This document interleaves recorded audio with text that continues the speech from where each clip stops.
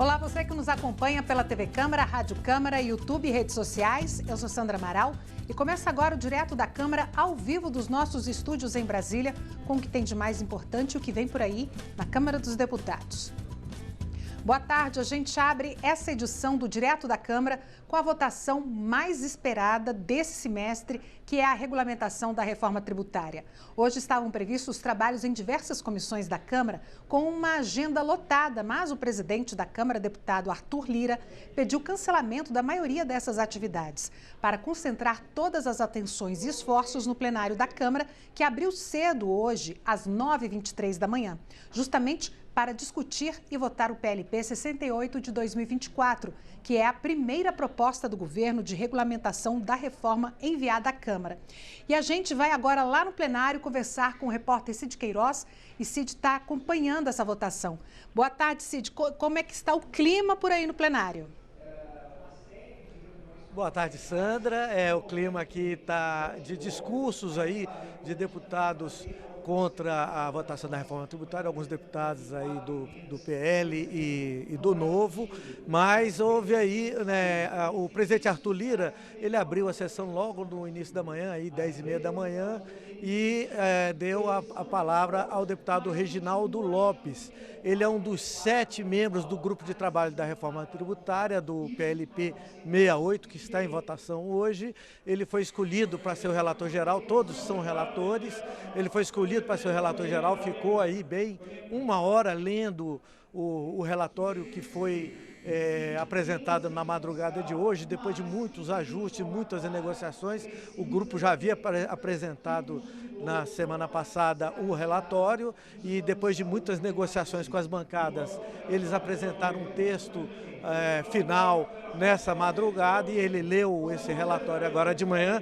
Neste momento, quem preside a sessão é o 4º secretário da Câmara, deputado Lúcio Moschini, que está encaminhando aí as votações, aí, os requerimentos aí de obstrução, pedidos de retirada de votação. E o deputado Reginaldo Lopes, ele ressaltou aí o trabalho do grupo de trabalho, que realizou 22 audiências públicas, realizou 231 mesas de diálogo e ouviu 936 representantes recebidos e 5 eventos externos. Ao todo, mais de 1.300 cidadãos, entre autoridades, pesquisadores, representantes dos setores econômicos e membros dos governos nas 3 esferas do governo, foram ouvidos. Aqui, antes da gente entrar no ar aqui, a gente acompanhou durante a manhã uma intensa negociação nos bastidores, na sala de reuniões do Colégio de Líderes, fica aí pertinho onde você está aí agora apresentando o Direto da Câmara. A bancada ruralista ligada à Frente Parlamentar da Agricultura e do PL, o líder Altineu Cortes do PL, estiveram reunidos com representantes do governo, o secretário Bernardo Api, que é o secretário da reforma e responsável pela reforma tributária do projeto da parte do Executivo. A gente ia passando aqui no corredor que dá acesso ao plenário, esse grupo por volta de meio-dia saiu em peso, todos em direção ali ao Salão Verde, e a gente ficou tentando apurar se havia chegado a algum acordo. Eu mandei uma mensagem para o deputado Evair Vieira de Mello, que é vice-presidente da FPA, e ele me disse que o acordo ainda não chegou, que eles continuam, neste momento, reunidos com o secretário Bernardo Api e fazendo muitas negociações. O principal cardápio dessa negociação é a inclusão aí na cesta básica de produtos, de 15 produtos que foram apresentados pelo governo para ter tarifa zero de IBS e CBS, as proteínas. Isso interessa muito aos produtores agropecuários e também ao setor supermercadista. Na tarifa zero, por enquanto, estão medicamentos, equipamentos médicos e absorventes adquiridos pela administração pública, automóveis de taxistas e pessoas portadoras de deficiência. Essa cesta básica de 15 produtos que inclui verduras, frutas e ovos, e o transporte coletivo. O texto ele admite outros 2 regimes diferenciados de tarifa de 30%, para as profissões regulamentadas, como advogados, arquitetos e engenheiros, e a tarifa de 60%, aí sim entrariam esses produtos agropecuários que não estão incluídos na cesta básica, dispositivos médicos, medicamentos, acessibilidades e produções artísticas. Nós vamos ficar aqui hoje o dia inteiro, a votação promete ir até meia-noite, talvez se estenda até amanhã, nós vamos ficar acompanhando e dar tudo em primeira mão para a nossa audiência aí da Rádio e TV Câmara. É com você, Sandra. Ok, Cid, daqui a pouquinho a gente volta para você informar o que teve de votação ontem no plenário. E como o Cid adiantou aí, né, o clima no plenário da Câmara, é natural que haja essas discussões, essas negociações para uma matéria, né, que tem muita gente interessada, os setores produtivos todos interessados nessa matéria. Uma matéria que é a regulamentação da reforma tributária. É natural que haja gente contra, gente a favor, gente querendo acrescentar mais artigos e destaques nessa proposta. Então, as discussões, elas vão, como o Cid adiantou, elas devem se estender. Talvez essa votação só ocorra amanhã, porque faz parte do processo legislativo, faz parte das negociações, faz parte dos acordos, toda essa movimentação aqui na Câmara dos Deputados. E você acompanha essa votação ao vivo pela TV Câmara, pela Rádio Câmara e aqui pelo YouTube da Câmara dos Deputados. E a gente preparou uma reportagem para explicar para você o que foi discutido e aprovado no grupo de trabalho que analisou esse primeiro projeto de regulamentação da reforma tributária, que deve ser votado hoje ou amanhã no plenário da Câmara. O GT, dedicado a debater o PLP 68 de 2024, que cria novos impostos sobre o consumo, como disse o Cid, promoveu um total de 22 audiências públicas, 140 encontros com setores específicos da economia, 5 eventos externos. O repórter Santiago Delap registrou os principais momentos que marcaram os 2 meses de trabalho desse grupo. Vamos acompanhar. Mais de 1.000 pessoas foram ouvidas pelos 2 grupos de trabalho da Câmara que analisaram os projetos de lei complementar de regulamentação da reforma tributária. O primeiro deles, que debate a nova tributação sobre o consumo contida no PLP 68 de 2024, realizou a primeira de um total de 20 audiências públicas no último dia 28 de maio, ouvindo o secretário extraordinário da reforma tributária.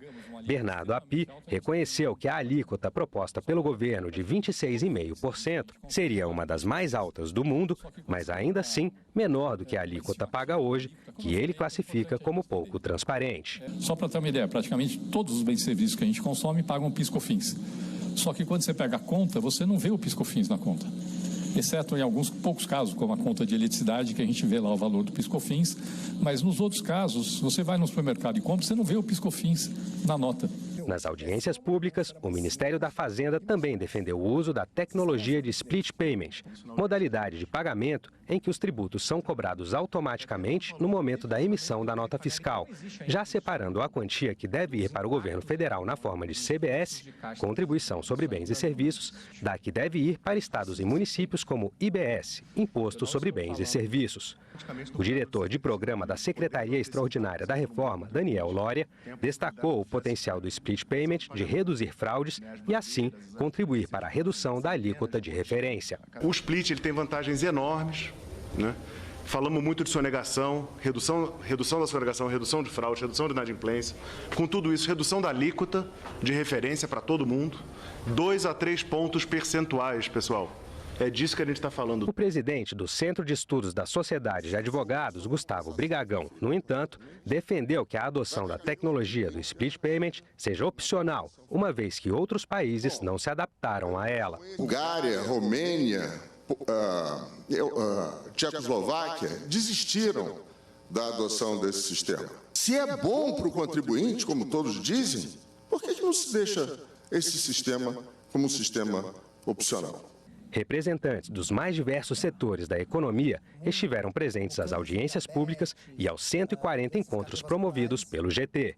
O presidente executivo da Associação Brasileira da Indústria de Alimentos, João Dornelas, por exemplo, criticou a inclusão de alimentos ultraprocessados na lista de itens taxados com imposto seletivo, que vai servir para desestimular o consumo de itens nocivos à saúde e ao meio ambiente, tais como cigarros e bebidas açucaradas. Tem cientista da USP também que falam que essa classificação está equivocada, e ela está equivocada porque ela não toma em consideração a composição nutricional do produto, mas toma em consideração o número de ingredientes, o número de etapas de processamento e a presença ou não de aditivos. Por outro lado, o representante da ONG ACT Promoção da Saúde, Marcelo Baird, apontou que alguns ultraprocessados, como bebidas lácteas, constam do rol de produtos da cesta básica que terão redução de alíquota, enquanto alimentos saudáveis, como frutas e castanhas, ficaram de fora. A gente tem feito estudos e estimativas e a gente pode falar com segurança de um aumento de preço das sementes, pensando nas tecnologias embarcadas, de 29,8%. Outro segmento da economia que participou das reuniões do GT foi o audiovisual. Para André Mendes Moreira, da Associação Brasileira de Emissoras de Rádio e Televisão, as multinacionais do streaming deveriam pagar alíquota reduzida na tributação de conteúdo nacional, como estratégia para estimular a produção e consumo de séries e filmes brasileiros. Isso vai, então, estimular essas empresas, que são verdadeiros colossos econômicos, a adquirir conteúdo nacional para poder veicular na medida em que a carga tributária vai ser menor e, com isso, vão ganhar competitividade. Quem ganha no fim do dia? A cultura nacional. O ex-presidente da Câmara e atual diretor-presidente da Confederação Nacional das Instituições Financeiras, Rodrigo Maia, criticou a proposta do governo de manter a carga tributária dos bancos por no mínimo 5 anos para evitar perdas na arrecadação e defendeu que a alíquota sobre spread bancário seja zerada. Eu acho que a gente devia trabalhar como brasileiro, não como representante do setor, era que a gente pudesse ter alíquota zero, como tem na Nova Zelândia no futuro, porque quem paga esse custo todo do spread bancário é o consumidor final.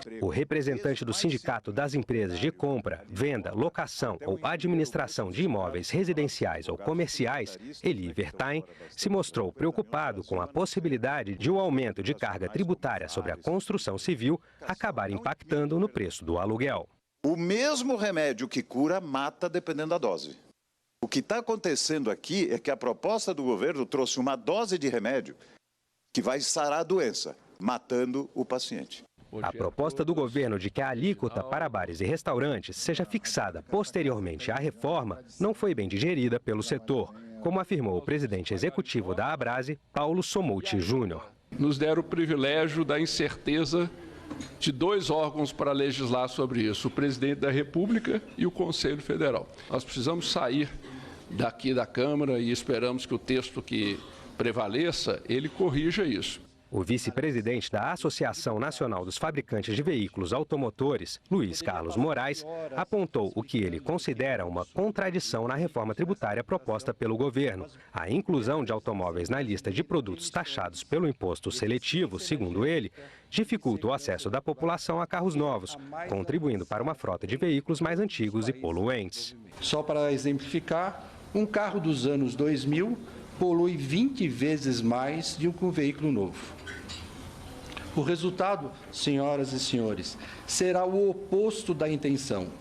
Mais poluição nas nossas cidades, mais CO2 na atmosfera e mais acidentes de trânsito. O mestre em teoria econômica pela Universidade de São Paulo, Braulio Borges, lamentou a ausência na proposta de regulamentação da reforma de um tributo para taxar o uso de carbono nas cadeias produtivas e não apenas a produção de combustíveis fósseis. Para citar um exemplo que está hoje no noticiário, né, a Dinamarca acabou de anunciar um carbon tax sobre o setor pecuário, né, cobrar 100 euros por vaca.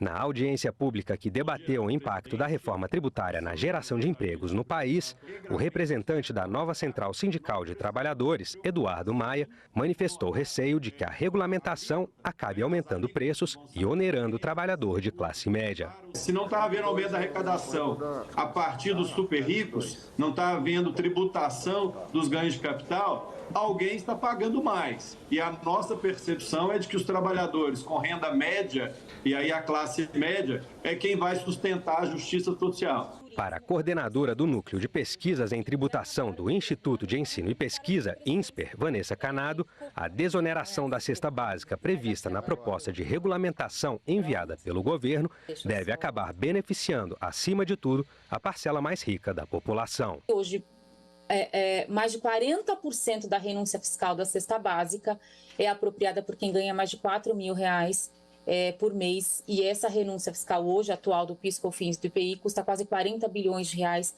por ano. É muito dinheiro para se perder com as pessoas que não precisam, né? E apesar de os trabalhadores da maioria das comissões terem sido cancelados, apesar dos trabalhos, né, da maioria das comissões terem sido cancelados, alguns colegiados trabalharam hoje pela manhã e a gente acompanhou. Quem tem as informações é a Fernanda de Bretanha. Fernanda, boa tarde. O que você tem para a gente? Olá, Sandra, boa tarde para quem nos acompanha aqui no Direto da Câmara. Pois é, por causa da votação da regulamentação da reforma tributária, apenas 3 comissões da Câmara tiveram audiências hoje. Por exemplo, as técnicas de desassoreamento e drenagem, ou seja, de limpeza do leito e do fundo dos rios no estado do Rio Grande do Sul, foram debatidas na comissão especial externa que analisa esse tema e acompanha os danos causados pelas enchentes no Rio Grande do Sul. Sobre esse assunto, Carlos André Bulhões, reitor da Universidade do Rio Grande do Sul, e o deputado Marcel Van Hatten, do Novo, também do estado do Rio Grande do Sul, que é coordenador da comissão externa, falaram para o Direto da Câmara. Vamos ouvi-los. Um dos principais problemas que nós temos é o fato de que os nossos rios, que poderiam inclusive ser mais utilizados para navegação, hoje estarem cheios de dejetos, cheios de areia no seu fundo e não terem uma dragagem à altura das nossas necessidades. Então, resolvendo esse problema nos nossos rios e demais cursos d'água do Rio Grande do Sul, uma parte importante da solução vai ser encaminhada. Agora, claro que existem muitos outros temas, né? Questão de diques, casas de bombas para bombear a água, tanto da chuva como do rio, para fora das cidades, não permitindo que elas alaguem. Existem muitas outras coisas sobre as quais essa comissão externa está se debruçando. Mas este assunto é realmente muito importante e por isso decidimos realizar essa audiência pública ainda antes do recesso. Imagine que aqui é o canal de um rio, é isso aqui, o rio é isso aqui. Se está entupido e aqui passa água por esse espaço, se está entupido de areia, é lógico que a dragagem vai ajudar ou vai atrapalhar a passagem dessa água. Ela ajuda, mas não resolve. A resolução é um pupurri, é uma mistura, é uma complexidade de soluções de técnicas de engenharia. A construção do ambiente institucional, tipo a criação de uma agência nacional para lidar com emergências climáticas, seja elas quais forem, com recurso, é algo que nos ajudaria. Hoje no país não tem nada disso. A próxima chuva será a pior situação, sempre será a pior situação. E para isso requer um volume de trabalho muito grande num ambiente institucional que infelizmente não existe. Talvez o Congresso possa ajudar nessa criação. Sandra, e o ministro dos Direitos Humanos e Cidadania, Silvio Almeida, esteve aqui na Câmara hoje participando de um café da manhã com os integrantes da Comissão de Direitos Humanos, Minorias e Igualdade Racial. O ministro apresentou para os parlamentares as estratégias do Executivo para a pasta e pediu reforços de recursos de dinheiro através de emendas parlamentares. Nossa reportagem conversou mais cedo com o deputado pastor Henrique Vieira e com a presidente da Comissão de Direitos Humanos, Minorias e Igualdade Racial, Dayana Santos, sobre esse encontro com o ministro. Vamos ouvir os dois, começando pelo pastor Henrique Vieira. Ele apresentou estratégias para pessoas ameaçadas de morte, programas de proteção, centro de referência de direitos humanos, políticas específicas para crianças, adolescentes e população de rua, um repertório muito qualificado de políticas públicas do MDH, só que elas precisam de investimento para que possam acontecer, porque as ideias são muito bem formuladas. Para a gente reduzir a desigualdade, a gente tem que ter investimento. Para a gente ter investimento, a gente tem que estar tensionando. E aí, nós nos colocamos à disposição, esse conjunto de deputados e deputadas que se fez presente aqui para participar de forma mais efetiva nessa movimentação para que se garanta o orçamento. Eu acho que isso é fundamental, desenvolver uma relação direta com essas políticas que impactem na vida das pessoas. E a Comissão de Esporte aqui da Câmara recebeu parte da delegação brasileira que vai nos representar nas Olimpíadas de Paris agora em 2024. Começa agora em julho de 2024, tá para começar. E esse encontro mostra como é importante o incentivo ao esporte, tanto para as crianças e para os jovens e até para os adultos, que hoje em dia está todo mundo fazendo esporte. do nosso país. Essa reportagem foi narrada por mim, Fernanda de Bretanha. Vamos ouvir. Na plateia, atletas, patrocinadores, organizadores, deputados e deputados olímpicos participaram da sessão da Comissão de Esporte, que marcou a ida da delegação brasileira rumo a Paris 2024. Serão 278 atletas na delegação brasileira que embarcam em busca de medalhas na competição. A abertura das Olimpíadas está marcada para o dia 26 de julho. A importância do esporte também foi enaltecida pelos parlamentares da Comissão de Esporte da Câmara, desde a formação inicial das crianças, como disse o deputado Maurício do Vôlei, do PL de Minas Gerais. Esse impacto, eu lembro disso como se fosse hoje, é direto nas crianças. Isso daí, na vida, na formação da índole, do caráter do ser humano, é forjar homens fortes e mulheres fortes para a nossa sociedade. É isso que o esporte faz. Para o deputado delegado da Cunha, do PP de São Paulo, o apoio ao esporte é o maior incentivo na formação de todos os brasileiros. A gente treina, todo molequinho, toda criancinha treina para chegar em vocês, e a gente está com vocês na Olimpíada aqui torcendo, roendo unha, para que a gente traga o máximo possível de medalhas. O esporte transforma vidas, sim. O ex-atleta olímpico e deputado federal Douglas Viegas, do União de São Paulo, também defendeu o esporte como fator de desenvolvimento das crianças. Essa é a nossa função dentro da Casa do Povo, de poder educar o povo brasileiro sobre o poder do esporte, sobre educação, sobre a saúde, e todos os benefícios que ele traz e trará para a nossa nação. A secretária nacional de Esportes de Alto Desempenho do Ministério do Esporte, Isiane Castro Marques, ressaltou a importância dos investimentos públicos no esporte. Temos importantes programas que é o poder público que faz, que proporciona para que os nossos atletas possam realmente ser aí os novos ídolos de tantos brasileiros, que possam continuar incentivando aí novas gerações a ter mais saúde, a honrar essa camisa que amamos tanto, que é a nossa pátria amada Brasil. A gente volta com o repórter Cid Queiroz, diretamente do plenário Ulisses Guimarães. Ele conta pra gente o que os deputados votaram ontem. Cid, é com você. Pois é, Sandra, ontem os deputados receberam um texto, as mudanças que o Senado fez no projeto de reforma no novo ensino médio. Os deputados apreciaram essas emendas, essas alterações do Senado e concluíram a votação do novo ensino médio, que seguiu para a sanção presidencial. Vamos acompanhar. Aprovado em 2017, o novo ensino médio deveria ter entrado em vigor no ano passado, mas teve seu início adiado por dificuldades enfrentadas pelas redes de ensino na sua implementação. Para superar os desafios logísticos e pedagógicos, além de críticas de diversos segmentos, a Câmara aprovou a reforma do novo ensino médio. Os alunos do novo ensino médio terão uma formação geral básica baseada no conteúdo previsto na Base Nacional Comum Curricular. No caso do ensino regular, a carga horária mínima será de 2.400 horas nos 3 anos.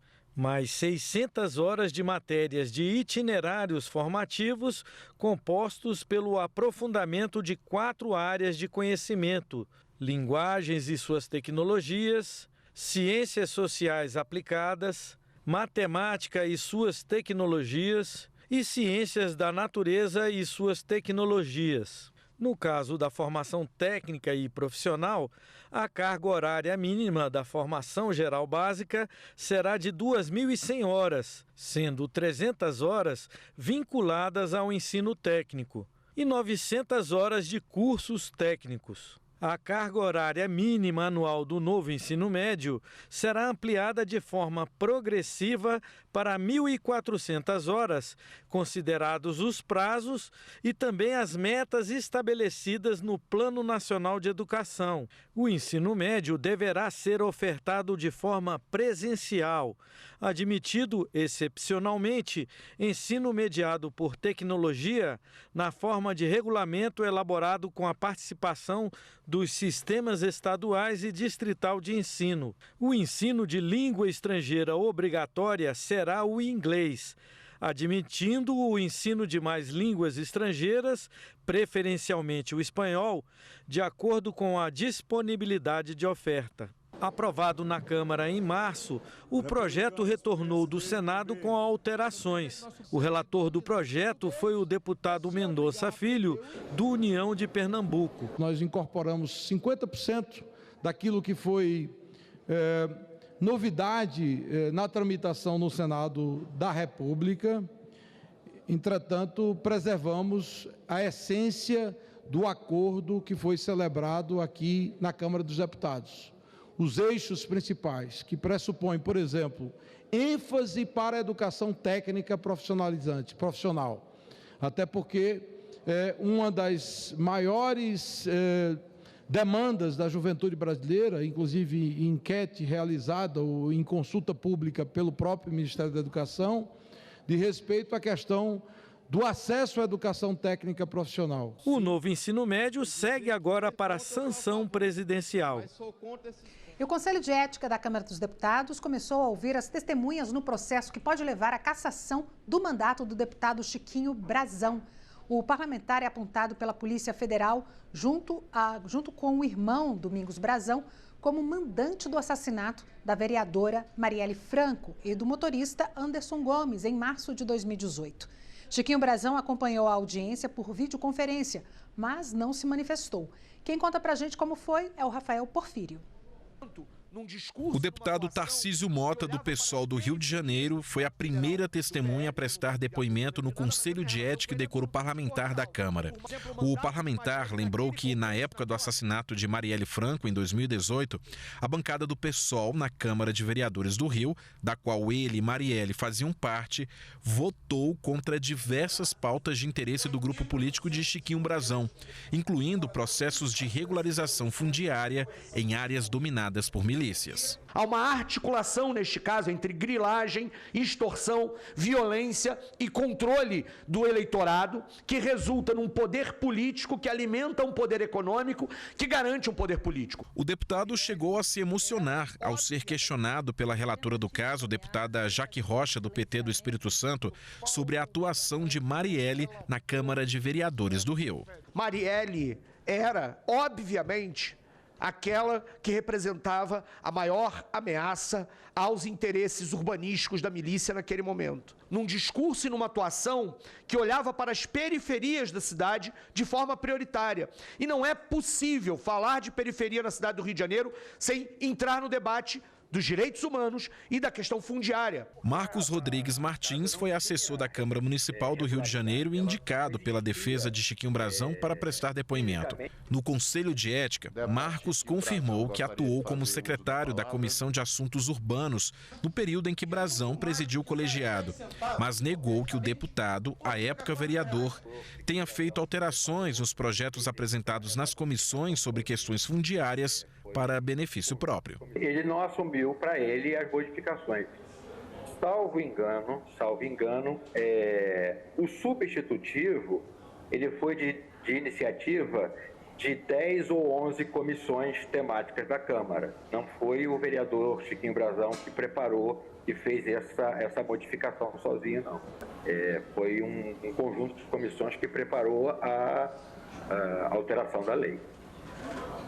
E o objetivo primário da lei era realmente a regularização dos imóveis construídos. Está terminando mais um Direto da Câmara. Te convido a acessar sempre o portal câmara.leg.br, onde você encontra tudo sobre os debates e votações, todas as proposições, a prestação de contas do seu deputado e muito mais. Lá também está todo o nosso conteúdo audiovisual que você acessa pelo link cd.leg.br/YouTube. Eu sou Sandra Amaral. Para você, uma boa tarde. Tchau!